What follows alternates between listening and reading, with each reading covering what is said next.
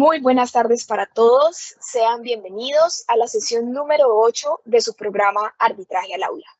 Mi nombre es Viviana María Rodríguez Bencardino y soy la abogada a cargo de este servicio en el Centro de Conciliación, Arbitraje y Amigable Composición de la Cámara de Comercio de Bucaramanga. En el día de hoy, y bajo la temática IA y arbitraje, desafiando los límites de la justicia, nos acompaña uno de nuestros árbitros, el doctor Hernando Herrera Mercado, de quien me permito leer su perfil profesional a continuación. Presidente de la Corporación Excelencia de la Justicia, fue presidente de la Corte de Arbitraje y director del Centro de Arbitraje y Conciliación de la Cámara de Comercio de Bogotá, ha sido conjuez de las Altas Cortes de Colombia, dirige la maestría de arbitraje en la Universidad del Rosario y es árbitro nacional e internacional de distintos centros de arbitraje. Doctor Hernando, desde la dirección del Centro de Arbitraje agradecemos mucho su participación y el auditorio es todo suyo. Vamos a tratar de abordarlo en estos 40 minutos que nos han sido asignados para este propósito, en un tema que ciertamente resulta disruptivo y que adicionalmente no solo es de coyuntura, sino de prospectiva. Alberga todas las circunstancias complejas en lo que hace, más allá del arbitraje, también del derecho. Quisiera iniciar con una reflexión preliminar. No es nuevo ni novedoso, desde luego, y mucho menos luego de la pandemia, y en los momentos mismos de la pandemia, hablar del gran énfasis que la tecnología o las nuevas tecnologías tuvieron en el arbitraje. Tenemos como marco de referencia que incluso haya una modalidad especial para aquel arbitraje que no se tramita de manera presencial, en forma física, con la concurrencia de los actores o de los sujetos procesales, sino que se vincula y transita fundamentalmente en lo que algunos denominan el metaverso, pero que preferimos denominar simplemente el universo de lo virtual. Y ese arbitraje virtual concita distintos beneficios para el arbitraje. Ciertamente en nuestro país, como pasa también en otros países, esa modalidad y ese mecanismo ha permitido que el arbitraje fluya con mayor celeridad. Es mucho más fácil disponer de agendas sin tener de por medio que utilizar o concurrir a la comunidad de espacios físicos, pero otro lado también porque propugna por otros elementos consustanciales más allá de la misma realización de la audiencia, como por ejemplo es la posibilidad de digitalizar los expedientes. Ese arbitraje, el arbitraje de las TIC, el arbitraje informático, el arbitraje virtual, el arbitraje no presencial, se va imponiendo no solamente en el arbitraje local, doméstico, sino también, desde luego, en el arbitraje internacional, donde ya tenía cuna y asiento fundamental.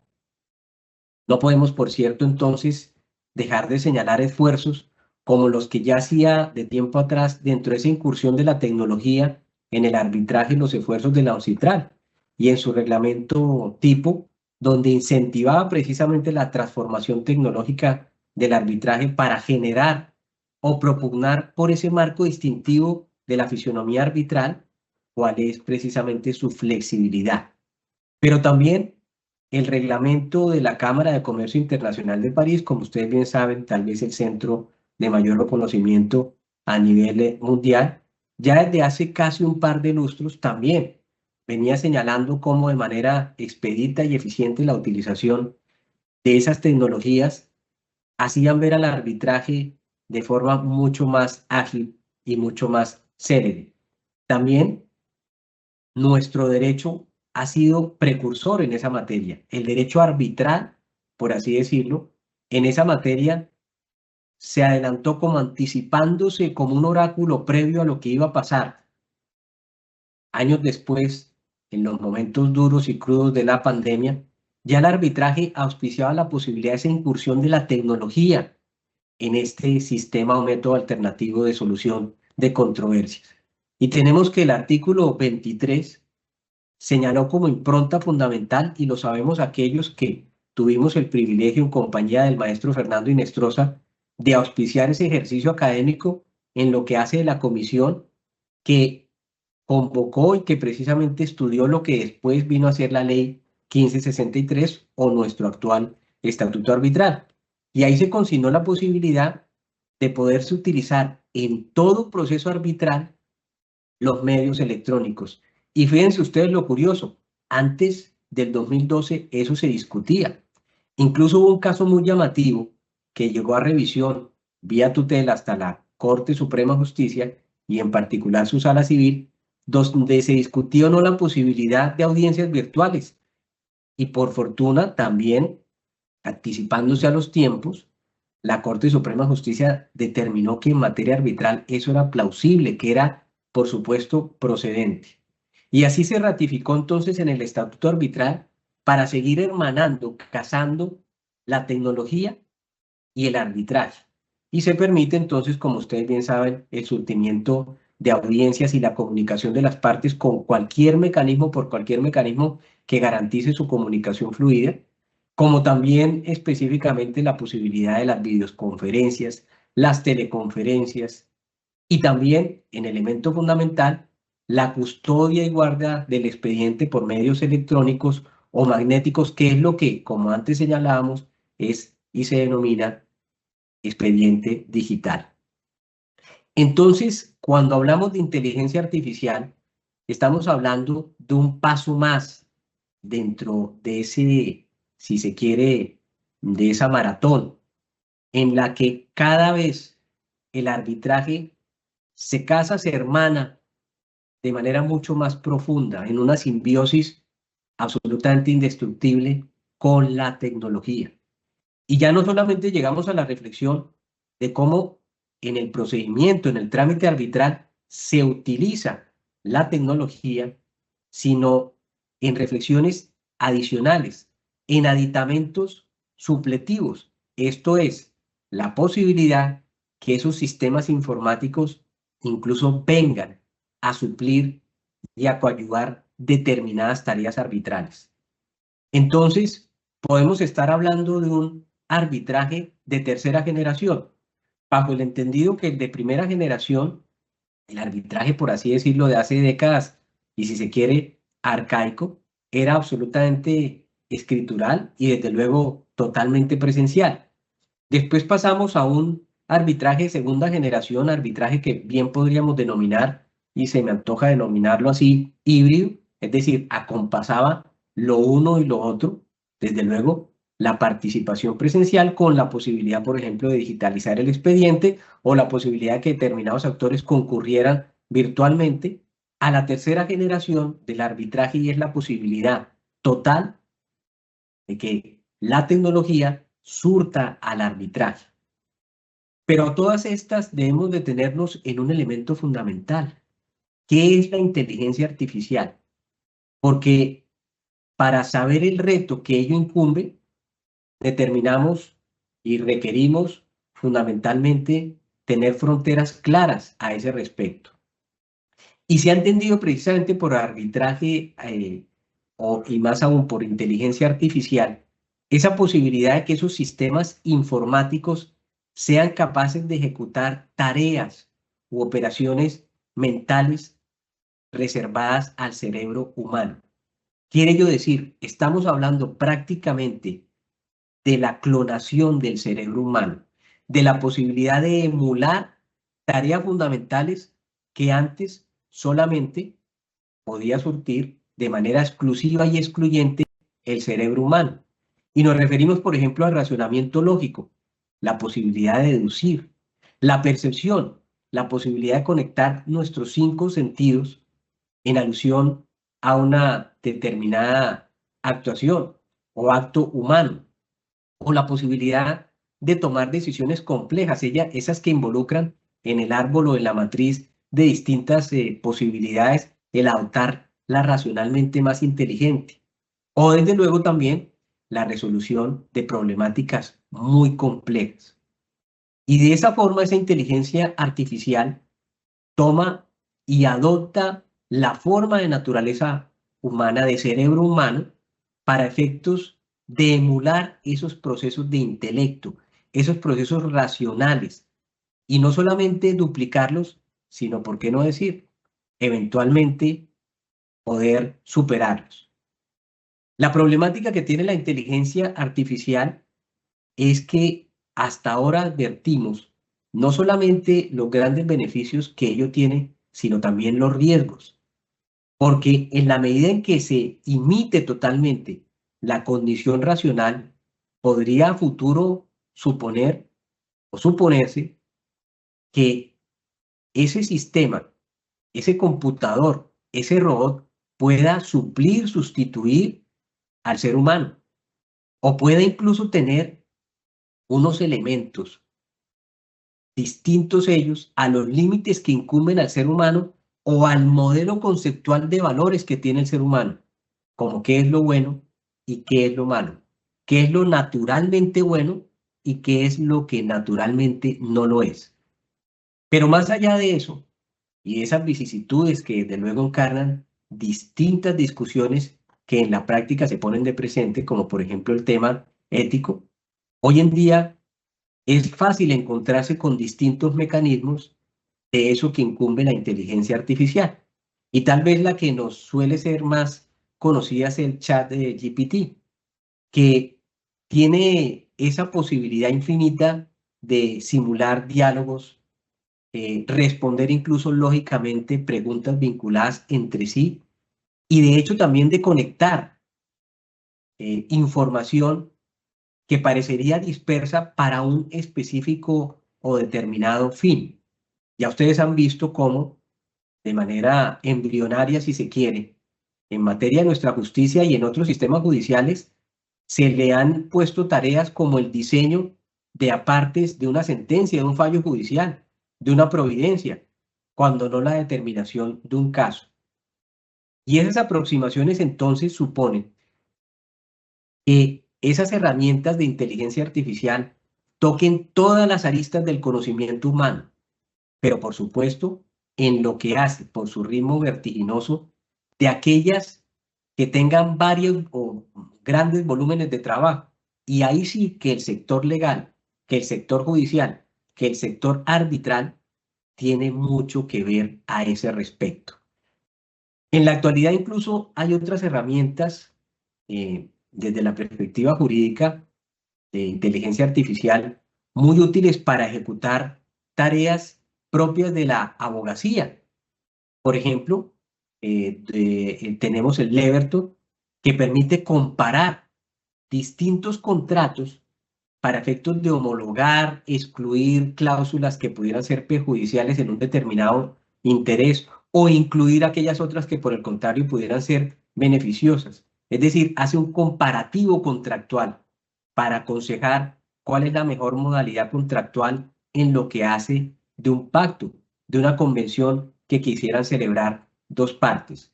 Y por supuesto también existen otros mecanismos como el de asistencia legal.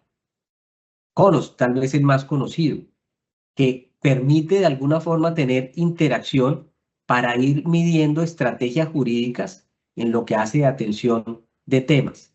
Y pasamos dentro de esa escala a lo que es la revisión de grandes volúmenes de documentos en herramientas como EDR, que también concitan y llevan y ponen de presente esa flexibilidad para comparar y rescatar en un universo amplísimo de documentos lo que sea más importante como síntesis, como extracto fundamental entre ellos.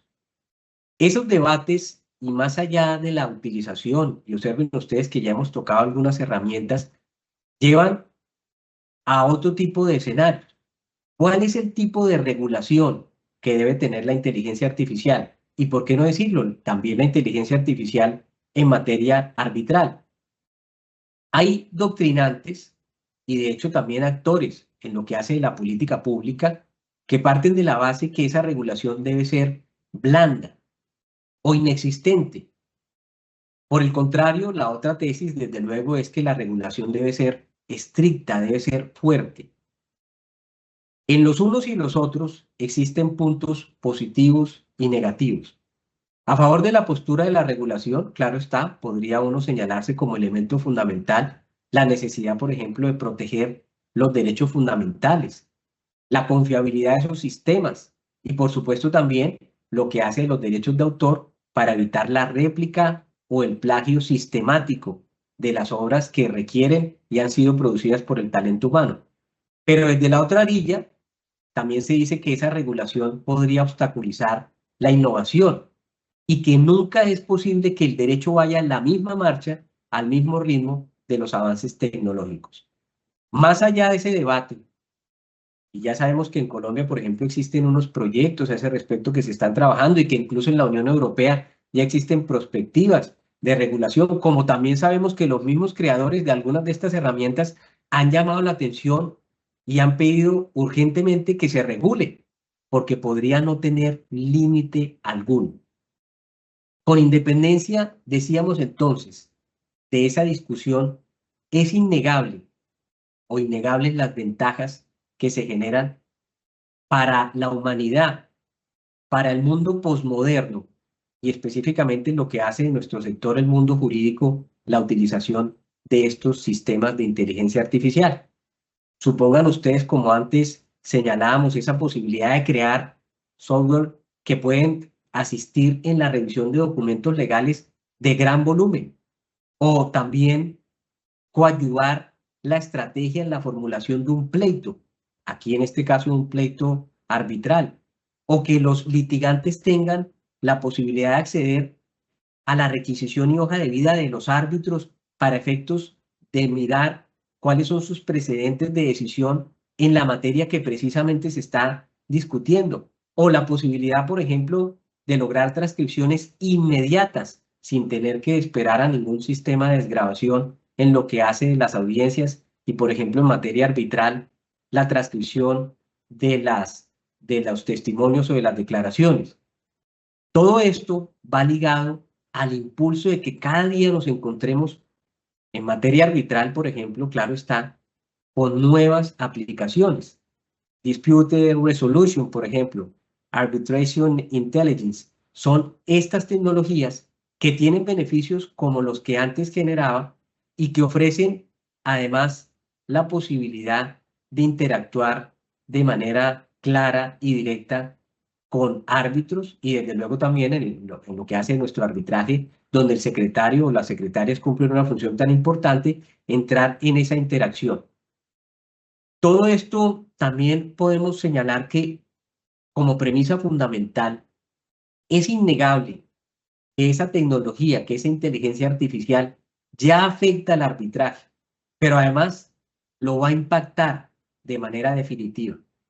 Con toda seguridad, el arbitraje que conocemos hoy en día va a tener una variación sustancial en lo que hace de la incursión y mayor promoción de la creación de este sistema de equipos. De hecho, ya se encuentra también en fases muy desarrolladas programas especializados que además de asistir en la posibilidad de, como hoy en día tradicionalmente se hace, googlear la trayectoria de un árbitro, ese sistema estaría en la posibilidad de decir si ese árbitro que las partes o que una de las partes piensa convenir como árbitro para una mejor circunstancia o definir un pleito, es definitivamente el mejor teniendo en cuenta su conocimiento y su experiencia en el derecho. Pero también incluso se habla ya de algunas herramientas útiles para construir apartes significativos del laudo cuando no todo el laudo. Profundicemos entonces en estos aspectos que desde luego son bastante complejos. La plataforma Arbitration Intelligence aporta, como antes decía, claves fundamentales, no solamente para proponerle árbitros, sino para que esa herramienta, dentro de un universo general de árbitros, supongan ustedes los árbitros de todo un país, diga cuál es el árbitro más adecuado para cumplir esa misión arbitral. Y en cuanto hace la estrategia litigiosa, las otras herramientas señalan, por ejemplo, cuáles son todos los laudos, no solamente que en un determinado contexto, sino que en el mundo entero hayan formulado tesis jurídicas sobre aquellas que se van a discutir en un trámite arbitral. Eso hace esas tecnologías, las antes, las que ya están listas, las que están en fase de alistamiento, las que se piensan hacer, hacen como antes decía que el arbitraje vaya a variar en su fisionomía totalmente y que lo vayan a afectar, esperamos, claro está, de manera absolutamente positiva. Pero quisiera también, dentro de esta conferencia o charla, que espero que sea absolutamente disruptiva, pensar en otros aspectos también muy interesantes. Y es si estos sistemas tienen la posibilidad, más allá de coadyuvar tareas arbitrales o secretariales, de reemplazar a los humanos que participan o participamos en los tribunales arbitrales. Es decir, si empleando esas tecnologías o esa inteligencia artificial, entendida ella como antes decíamos, como la posibilidad de lograr sistemas informáticos que sean capaces de emular al cerebro humano, tendremos a futuro la posibilidad de hablar de árbitros robot. Quiere yo decir, una era desafiante en la cual el árbitro humano será simplemente un programador y será la máquina, ¿cierto? La máquina la que venga a sustituir y a reemplazar enteramente al árbitro. Eso supone, desde todo punto de vista, un desafío enorme y, si se quiere, también imparable. ¿Podemos imponer límites regulatorios? Claro que sí, pero ello no quita ni le da la posibilidad, fíjense ustedes lo que ha pasado con la clonación. La clonación, en lo que hace lo genético, también tiene en determinados momentos algunos límites y se ha ido rompiendo en la medida en que también la ciencia avanza. Pues bien, dentro de este mismo sistema, que es lo que se ha llamado por los científicos la pendiente resbaladiza o la teoría de la espiral, y es que un avance tecnológico propicia inmediatamente la llegada del siguiente. Y ese ritmo vertiginoso hace imposible no pensar en que alguien tenga el capricho, el anhelo, el deseo o la quimera de que la máquina informática tienda a suplir la actividad humana.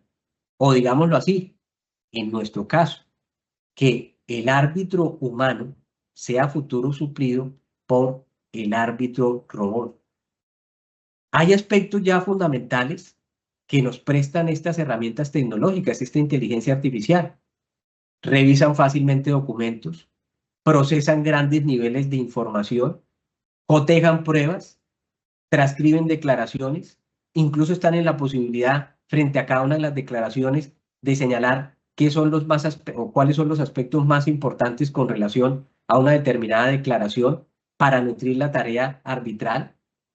Y es cierto que hoy en día, a pesar de todas esas variables muy importantes, no existe una herramienta que vaya a sustituir la experiencia del árbitro, ni las habilidades del árbitro para resolver los casos.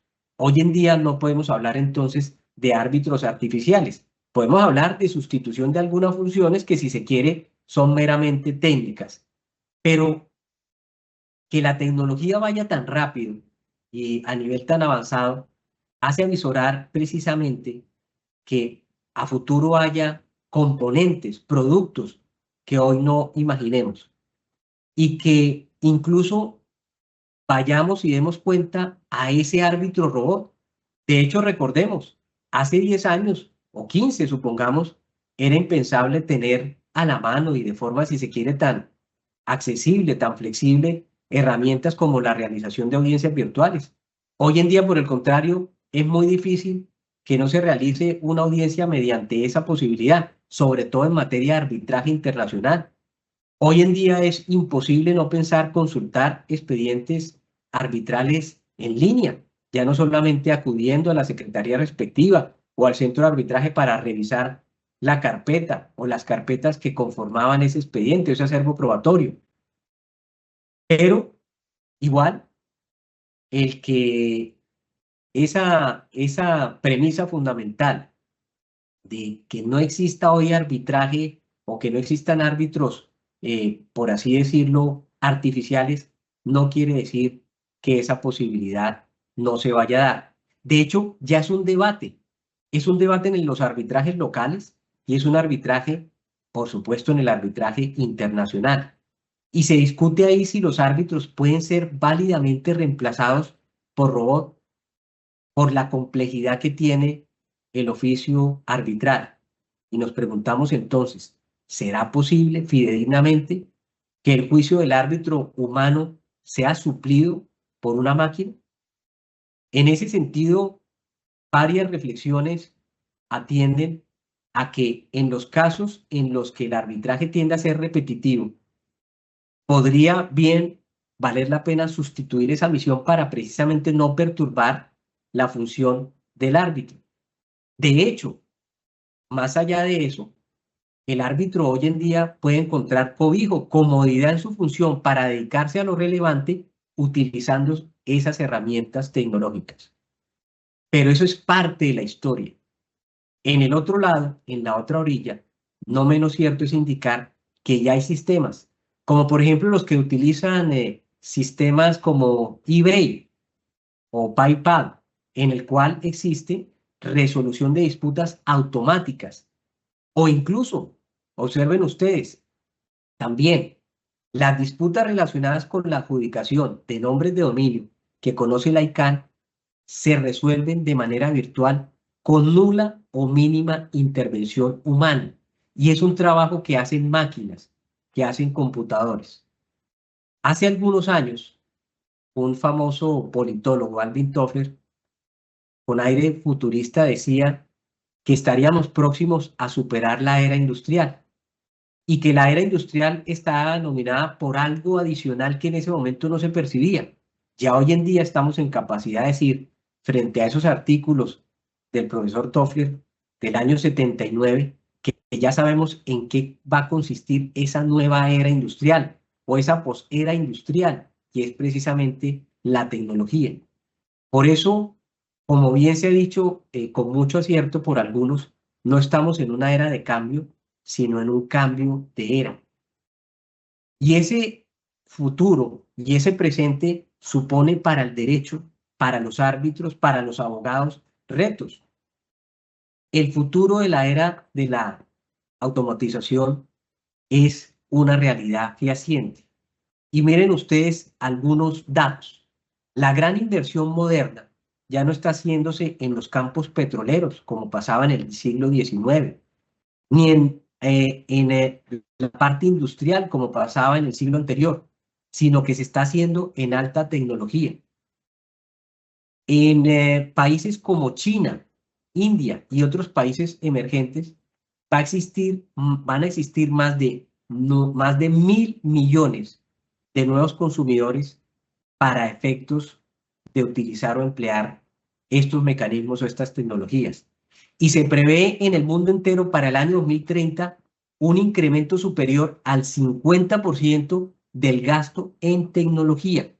¿Cuál va a ser entonces nuestro papel y nuestra misión a ese respecto? Algunos dicen incluso que nuestra carrera, más allá del arbitral, podría ser eventualmente reemplazada. Hay un libro de Oppenheimer que habla de Sálvese quien puede, donde precisamente señala que uno de los oficios que podría tener riesgo es el de los abogados. Pero volviendo al tema de los árbitros, tenemos también que nuestra función no solamente se suple en lo que hace de la resolución de controversias, sino también en lo que hace concretamente de la creación de contenido jurídico. ¿Qué quiere yo decir? Lo que hace precisamente de la materia prima del litigio, los contratos. El contrato tradicional, como otro elemento disruptivo, viene siendo reemplazado por el contrato inteligente.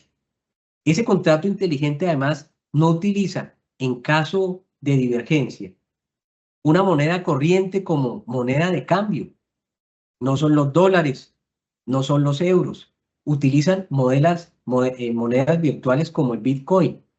Y en esos sistemas o contratos inteligentes, el contrato no solamente se da su mismo contenido, sino que se hace cumplir por sí mismo, de manera autónoma y sin ningún intermediario. Y en caso de originarse una diferencia entre los sujetos que lo suscribieron, él mismo lo resuelve por medio de un programa atado específicamente a unas condiciones preprogramadas que le dicen, en el caso de ese conflicto en particular, quién tiene la razón. Es decir, no hay valoración humana. Lo que hay es un mapeo de conflictos para decir, si se origina un conflicto por este tipo de cumplimiento, la razón la puede tener este sujeto o este otro o este par contractual. Ello incumbe, entonces, que el mundo del derecho y el mundo del arbitraje se vaya a revolucionar y plantea un escenario de reinvención tanto del derecho como del arbitraje. Pero tratemos de ponernos en la línea media de esta discusión entre árbitros robot o árbitros humanos. Yo creo, desde mi tesis, que sería poco lógico que se fueran a automatizar todas las tareas del árbitro humano o intentar emular totalmente su intelecto para erradicar de la faz de la tierra la tarea del cerebro humano en el arbitraje, de los árbitros mujeres, de los árbitros hombres. Pero también creo, como contrapartida, que sería poco realista no admitir el necesario y benéfico empleo, si así se quiere, de esos mecanismos y de esos programas en tareas y funciones muy repetitivas de la gestión arbitral. Eso nos conduce entonces a que la incorporación de esos programas de inteligencia artificial en la labor de los árbitros debería conducir a liberarlos de cierto tipo de tareas. ¿Cuáles tareas? Las que resultan mecánicas, las que específicamente resulten repetitivas, para enfocar todo el intelecto arbitral, el cerebro del árbitro, en lo sustancial. ¿Y qué es lo sustancial? Precisamente el juicio, la resolución de la controversia basada en su experiencia y en su conocimiento jurídico, que no ha sido obviamente un ejercicio de programación, sino que se vive con la vivencia, con el ejercicio, con la experiencia, con el conocimiento del caso, con la aprehensión de los testigos, de las declaraciones y desde luego con el recorrido jurídico.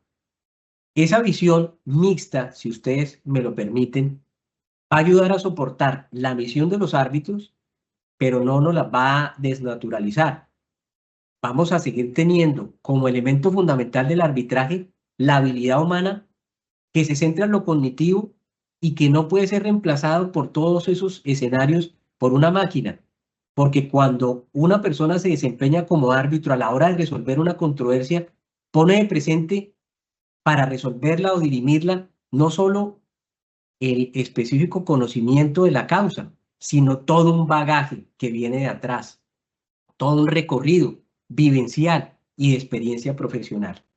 Pero de otro lado, entonces, emplearíamos la inteligencia artificial para automatizar ese trabajo que no requiere pensamiento complejo, que es estándar y que por ende puede ser desprendido de la tarea de los árbitros y de los secretarios para hacer mucho más flexible la tarea arbitral y mucho más eficiente la tarea arbitral. Para aquellos que incluso insisten y que generalmente son personas lejanas al derecho, es decir, no abogados, que sí, que el abogado y que el árbitro puede ser sustituido o ser reemplazado por un árbitro robot. Y para aquellos que todavía consideran que a pesar de esa concesión, por así decirlo, que se puede hacer en cuanto a que la inteligencia artificial debe soportar la tarea humana, pero restringida específicamente a, como antes lo decía, aquellas tareas que no requieren ningún tipo de complejidad y que son estándar o repetitivas o que suponen el análisis de un volumen de documentos extensos, yo les propongo un test que es de fácil absolución. Siempre he hablado de las calidades que debe tener el buen árbitro. Incluso en algún escrito tuve, digamos, la idea de denominarlo como los mandamientos de los árbitros. Y si yo examino esos mandamientos de los árbitros, ustedes verán que son tareas que conciernen todas ellas al intelecto humano, a la originalidad que el cerebro humano puede dar y que no simplemente se sustituye por una programación, porque esa programación puede llevar todo el conocimiento específicamente de un determinado asunto. Claro, todo el campo, toda la matriz conceptual, claro que sí, pero no es susceptible de reemplazar a la experiencia, a la percepción y si se quiere también a la intuición, elementos todos ellos puramente humanos.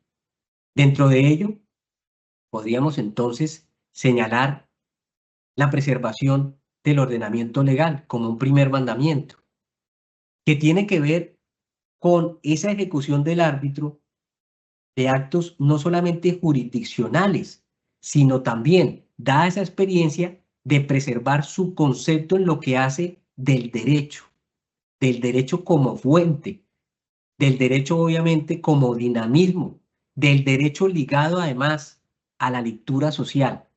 Por eso es que el derecho evoluciona. Claro, la tecnología evoluciona, pero el derecho también evoluciona. Y si evoluciona es a partir de la práctica social, y esa práctica social o colectiva, que es lo que termina desplegando el ejercicio de la interpretación jurídica, no se suple fácilmente por una máquina. O un segundo mandamiento, la observación que los acuerdos entre las partes vinculan al árbitro, pero lo vinculan sobre todo para privilegiar no a las partes, para privilegiar el arbitraje. El árbitro se debe por sobre todo al arbitraje, no se debe a las partes.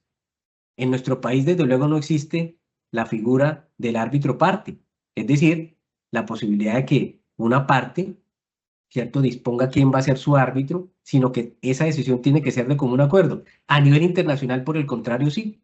Pero con todo y ello, independientemente del contexto, arbitraje nacional e internacional, ese árbitro llega a propugnar por la defensa del arbitraje, por la modulación del pacto arbitral, porque precisamente se profiera un pacto, el laudo arbitral, siguiendo ese mandamiento arbitral.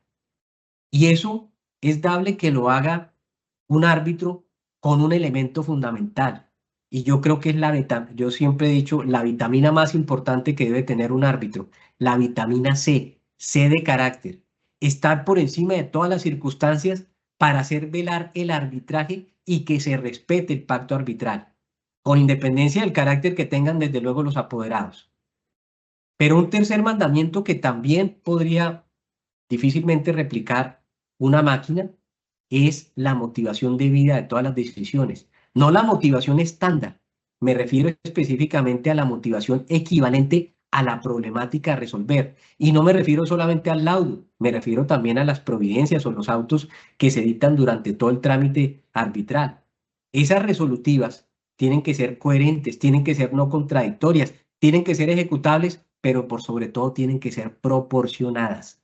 Y el concepto de proporcionalidad es un concepto absolutamente humano, no de una máquina. Existiría un cuarto mandamiento. El árbitro tiene que tener la capacidad para anticiparse a vicisitudes o complejidades del trámite. Una máquina estaría en posibilidad, frente a su programación, de saber qué hace si se trata de circunstancias conocidas, pero no frente a circunstancias nuevas, a circunstancias obviamente que varíen el libreto, por así decirlo. Y ahí es donde nuevamente el cerebro humano, que tiene esa capacidad, esa anticipación, es absolutamente indescartable en el tema arbitral. Podríamos también en esa línea hablar específicamente de un quinto mandamiento. Los árbitros debemos ofrecer plenas garantías a ambas partes sin mermar el procedimiento arbitral. ¿Cómo hace una máquina para determinar en la justeza y en el balance esa proporcionalidad? Para que el debido proceso no solamente se implique a rajatabla dar la razón porque una programación lo dicte, sino porque en ese momento determinado, conforme a la experiencia, sea atribuible el derecho a una de las partes. Es entonces, y nuevamente repetimos, estamos en los escenarios y en los territorios propios del cerebro humano. Y podríamos ir avanzando específicamente también en un sexto mandamiento, y es, o en un quinto, mejor aún, y es evitar las interferencias indebidas para que el arbitraje se haga respetar. Porque entonces observen ustedes, ¿cómo va a ser un árbitro robot para efectos de evitar la interferencia de abogados robots que también van a contar con una programación debida para tratar de convencerlo sin contar con un conocimiento experimental que sea novedoso? Sería altamente difícil. Suponer un panel en el que todo sea robótico, las partes, los sujetos procesales, los abogados, los árbitros. Y resulta que dentro de ese buen tino, el árbitro debe concretar para cada tipo de acción de la parte el mejor acto procesal para conjurarlo, para atenderlo, para dirimirlo o para resolverlo. Y todo ese libreto, desde luego, está en manos y en cabeza del cerebro humano. Diríamos también, y ya para terminar, y obviamente hacer ejercicio juicioso estos 40 minutos, que los árbitros tenemos un mandamiento adicional, pudiera ser el sexto dentro del recuento que he venido diciendo yo en alguna columna que escribía, lo denominaba el décimo, no por ser menos importante, sino porque es el de cierre, que es defender la integridad del proceso arbitral. Si los árbitros tenemos una misión fundamental, un objeto misional trascendental, es que la controversia se dirima de manera permanente, de manera definitiva. ¿Y eso qué quiere decir? Que los árbitros deben expedir laudos arbitrales ejecutables, firmes, que además se encuentren purgados de eventuales nulidades. Y para ello se requiere también, obviamente, ese conocimiento y ese bagaje, como lo hace no solamente un árbitro, como lo hace un juez o un magistrado, para efectos de resolver bajo todas esas prerrogativas y esas circunstancias la mejor causa en beneficio precisamente del derecho y en beneficio del arbitraje. Esos elementos, todos ellos puestos de presente, nos dicen en términos generales que la inteligencia artificial es un desafío, es un riesgo, es un reto, es un beneficio, pero que nunca estará llamado en lo que hace el arbitraje a sustituir al árbitro. Sí, por el contrario, a señalar la ruta, si se quiere, fehaciente, para hacer de nuestro arbitraje una herramienta más importante en la resolución de controversias. Quiero nuevamente agradecerle a la doctora Carol, a la doctora Viviana, esta muy amable invitación. Desde luego a todo el público presente, a quienes nos siguen de manera y en tiempo presente y real, como a quienes después tendrán la ocasión de mirar y ver esta conferencia y esta charla, que espero haya sido de gran utilidad en tema tan desafiante y de tanta coyuntura. Muchas gracias. Quiero decirle que tenemos un chat muy activo con varias preguntas, entonces vamos a empezar. La primera es por parte de José Nelson Ramírez y dice: ¿usted cree que los procesos ejecutivos son un campo atractivo para la aplicación de IA por ser repetitivo, tal como usted lo planteaba? Ya no solamente hablamos de tareas repetitivas, sino de procedimientos repetitivos, pero ello no podría suponer en modo alguno, siendo coherente con lo que antes decía, que nos desprendamos de la posibilidad que el último juicio esté obviamente librado al raciocinio humano. Podrían obviamente, en lo que hace de muchas de las fases del arbitraje ejecutivo, tal y como se le conoce, y que obviamente tiende a esa arista de ese procedimiento específico, a suplir al árbitro en las tareas repetitivas. Y creo que desde luego también podría aplicarse fácilmente para responder adecuadamente la pregunta. ¿Cómo superar el riesgo de sesgo injusto en los resultados de arbitraje si no se tiene información completa de todos los laudos proferidos en el país? ¿Qué es la justicia y quién se da su propia justicia? ¿Cierto? Entonces, de alguna forma podemos suponer que conocer todos los laudos nos da un conocimiento amplio del precedente arbitral. Desde luego a mí no me gusta hablar de jurisprudencia arbitral porque no se entiende como el dictado de un organismo de cierre sobre un determinado punto, como pasa, por ejemplo, con la Corte Suprema de Justicia, con la Corte Constitucional, con el Consejo de Estado. Podemos hablar del precedente arbitral. En Colombia tenemos una gran ventaja: los laudos son públicos y los laudos son además de libre rotación. Hay países donde no, o incluso en el arbitraje internacional, en muchos de los casos, los laudos son confidenciales. En Colombia tenemos esa gran ventaja. Ahora, en todo caso, conocer todos los laudos no hace que un árbitro, para resolver una determinada materia, tenga que conocerlos todos para que esa decisión sea más justa. Será una decisión sí más sólida, pero no necesariamente más justa. Lo que yo sí creo que hace una decisión justa son tres elementos fundamentales: saber el derecho, saber aplicarlo y desde luego estar al pendiente de la prueba vertida en ese procedimiento arbitral. ¿Y cómo incorporar hoy IA a arbitraje si aún no tenemos claridad de la regulación en Colombia? Yo creo que este es como el tema de aquellos caballos, ¿cierto?, que recorren las praderas y que ustedes saben que son difíciles de domar. Esos caballos siempre es mejor a veces verlos a la lontananza. Sin embargo, ese caballo ya está en el establo. ¿Y cómo puede domarse en beneficio, digo, de la figura arbitral? Utilizándolo para la mecánica arbitral, para aquello que no tienda ni a reemplazar el criterio humano, ni tampoco a plagiarlo.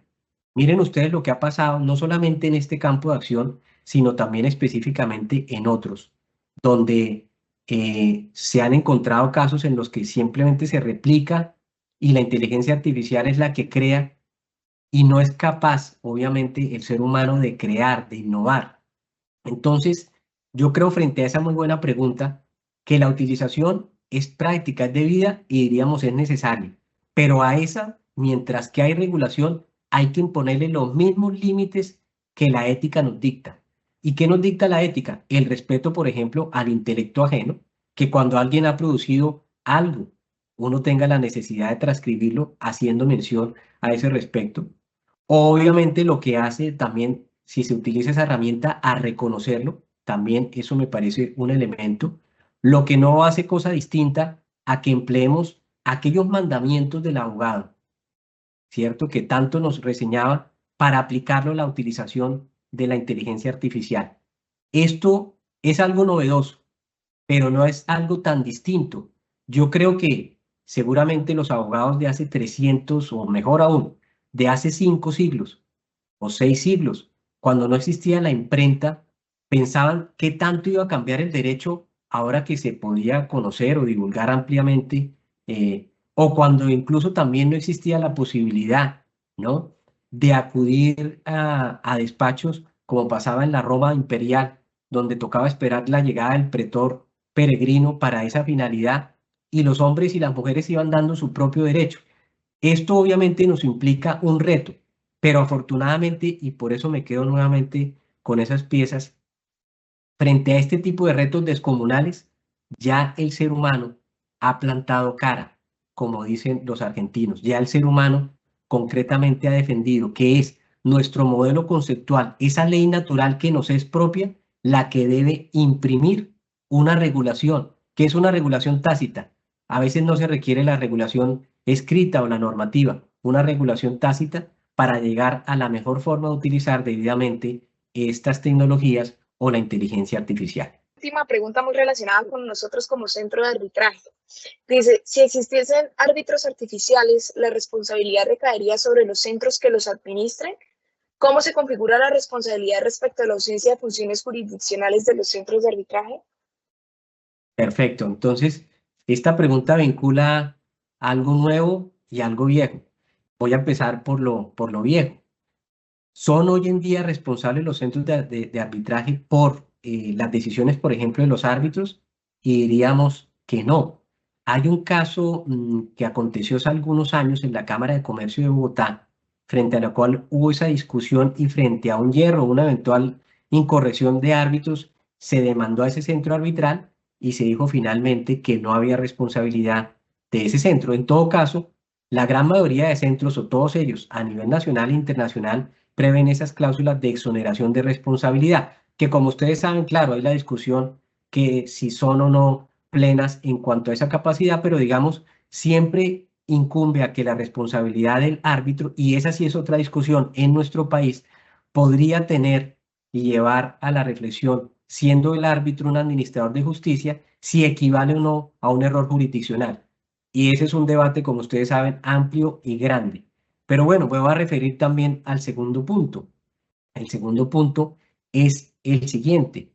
Si en el supuesto de la pregunta, si son árbitros artificiales los que entonces vienen a suplir la tarea de los árbitros humanos y esos centros y esos árbitros robots artificiales son de un centro de arbitraje, ahí sí la norma o lo que está hoy en día varía. ¿Por qué?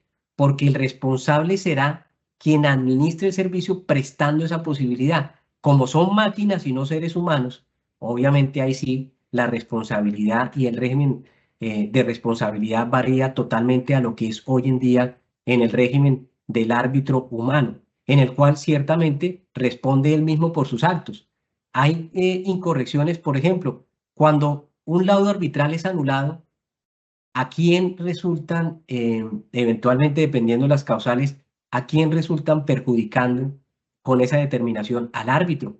Nuestra ley dice en determinadas causales que es el árbitro el que perderá el 50% de los honorarios. Fíjense ustedes que no habla de los centros de arbitraje, pero eso cambiaría en la figura de los árbitros robot porque, claro, ahí dependería quién programa, quién presta el servicio, quién lo pone y lo oferta al público en particular. Recuerden que esta y todas las sesiones de arbitraje al aula están disponibles en el canal de YouTube de la Cámara de Comercio de Bucaramanga.